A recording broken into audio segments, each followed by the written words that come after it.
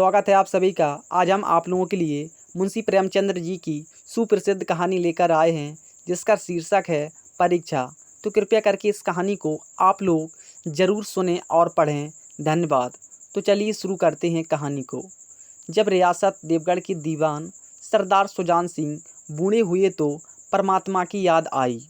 जाकर महाराज से विनय की कि दीनबंधु दास ने श्रीमान की सेवा 40 साल तक की। अब मेरी अवस्था भी ढल गई, राजकाज संभालने की शक्ति नहीं रही। कहीं भूल चूक हो जाए तो बुढ़ापे में दाग लगे, सारी जिंदगी की नेक नामी मिट्टी में मिल जाए। राजा साहब अपने अनुभवशील नीति कुशल दीवान का बड़ा आदर करते थे।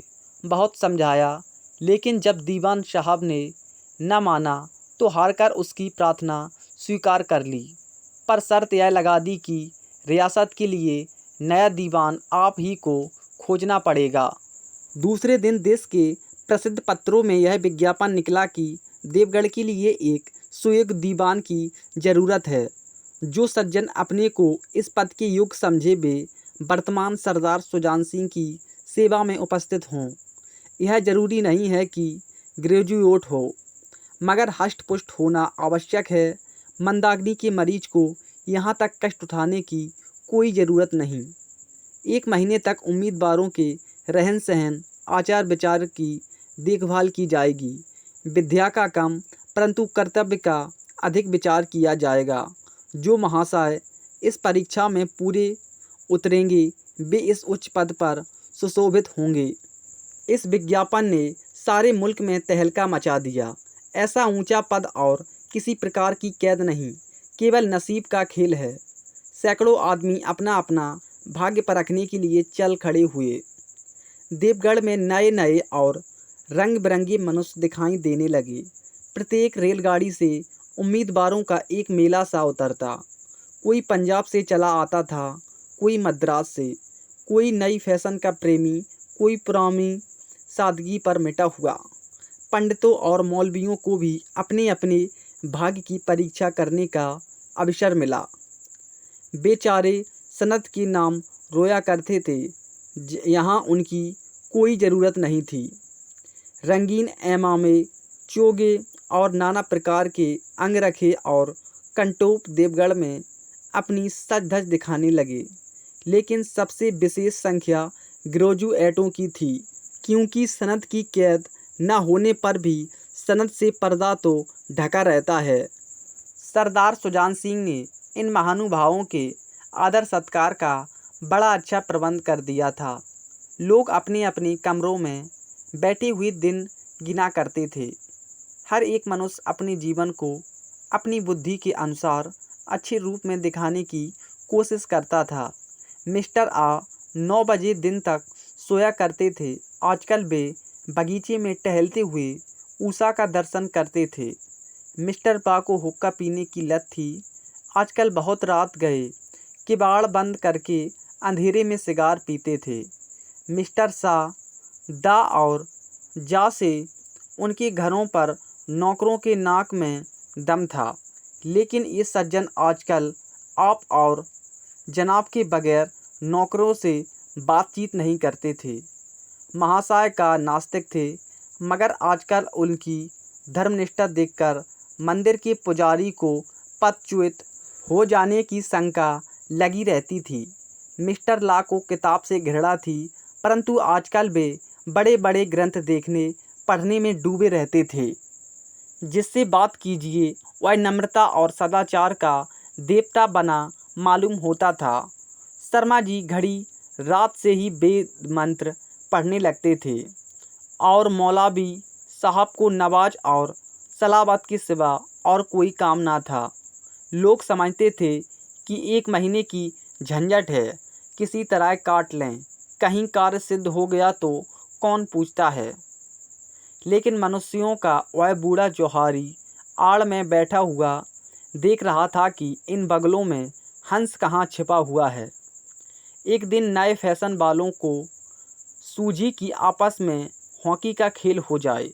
यह प्रस्ताव हॉकी के मंजे हुए खिलाड़ियों ने पेश किया।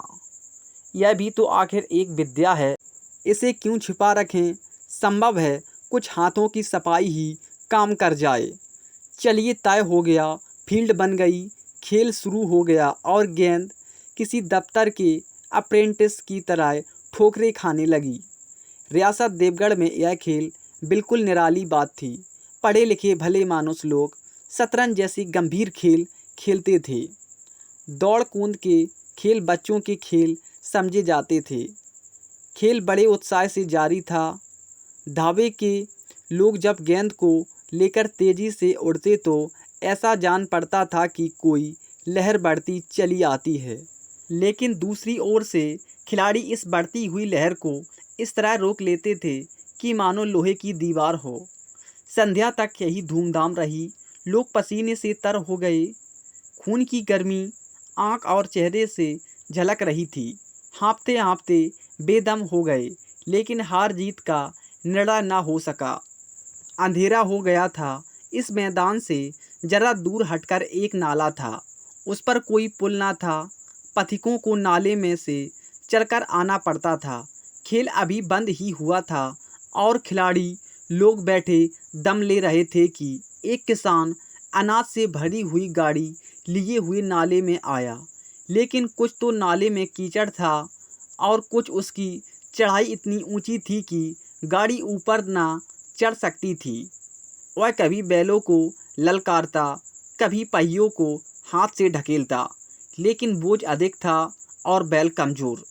गाड़ी ऊपर को न चढ़ती और चढ़ती भी तो कुछ दूर चढ़कर फिर खिसककर नीचे पहुंच जाती। किसान बार बार जोर लगाता और बार बार झुंझलाकर बैलों को मारता, लेकिन गाड़ी को अकेले छोड़कर कहीं जा भी नहीं सकता। बड़ी आपत्ति में फंसा हुआ था। इसी बीच में खिलाड़ी हाथों में डंडे लिए घूमते घामते उधर से निकले। किसान ने उनकी तरफ सहमी हुई आंखों से देखा, परंतु किसी से मदद मांगने का साहस ना हुआ। खिलाड़ियों ने भी उनको देखा, मगर बंद आंखों से, जिनमें सहानुभूति ना थी, उनमें स्वार्थ था। मद था, मगर उदारता और वात्सल्य का नाम भी ना था।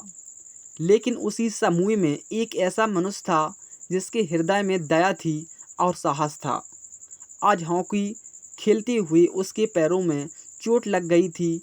लंगड़ाता हुआ धीरे धीरे चला आता था। अकस्मात उसकी निगाह गाड़ी पर पड़ी। ठिठक गया। उसे किसान की सूरत देखते ही सब बातें ज्ञात हो गई। डंडा एक किनारे रख दिया, कोट उतार डाला और किसान के पास जाकर बोला, मैं तुम्हारी गाड़ी निकाल दूं? किसान ने देखा एक गठे हुए बदन का लंबा आदमी सामने खड़ा है। झुककर बोला, हुजूर, मैं आपसे कैसे कहूँ? युवक ने कहा, मालूम होता है तुम यहाँ बड़ी देर से फंसे हो।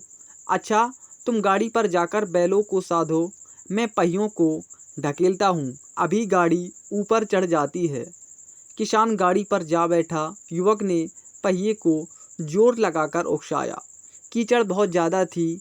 वह घुटने तक जमीन में गड़ गया, लेकिन हिम्मत ना हारी। उसने फिर जोर किया। उधर किसान ने बैलों को ललकारा। बैलों को सहारा मिला। हिम्मत बंध गई। उन्होंने कंधे झुकाकर एक बार जोर किया तो गाड़ी नाले के ऊपर थी। किसान युवक के सामने हाथ जोड़कर खड़ा हो गया। बोला, महाराज, आपने आज मुझे उबार लिया, नहीं तो सारी रात मुझे यहाँ बैठना पड़ता। युवक ने हंसकर कहा, अब मुझे कुछ इनाम देते हो? किसान ने गंभीर भाव से कहा, नारायण चाहेंगे तो दीवानी आपको ही मिलेगी। युवक ने किसान की तरफ गौर से देखा। उसके मन में एक संदेह हुआ, क्या यह सुजान सिंह तो नहीं है? आवाज़ मिलती है, चेहरा मोहरा भी वही। किसान ने भी उसकी ओर तीव्र दृष्टि से देखा। शायद उसके दिल के संदेह को भांप गया। मुस्कुराकर बोला, गहरे पानी में बैठने से ही मोती मिलता है। निदान महीना पूरा हुआ, चुनाव का दिन आ पहुंचा। उम्मीदवार लोग प्रातःकाल ही से अपनी किस्मतों का फैसला सुनने के लिए उत्सुक थे। दिन काटना पहाड़ हो गया। प्रत्येक के चेहरे पर आशा और निराशा के रंग आते थे। नहीं मालूम आज किसके नसीब जागेंगे। न जाने किस पर लक्ष्मी की कृपा दृष्टि होगी। संध्या समय राजा साहब का दरबार सजाया गया।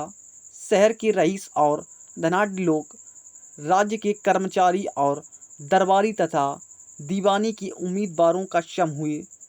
सब रंग बिरंगी सज धज बनाए दरबार में आ बिराजे। उम्मीदवारों के कलेजे धड़क रहे थे। जब सरदार सुजान सिंह ने खड़े होकर कहा, मेरे दीवानी के उम्मीदवार महाशयों, मैंने आप लोगों को जो कष्ट दिया उसके लिए मुझे क्षमा कीजिए।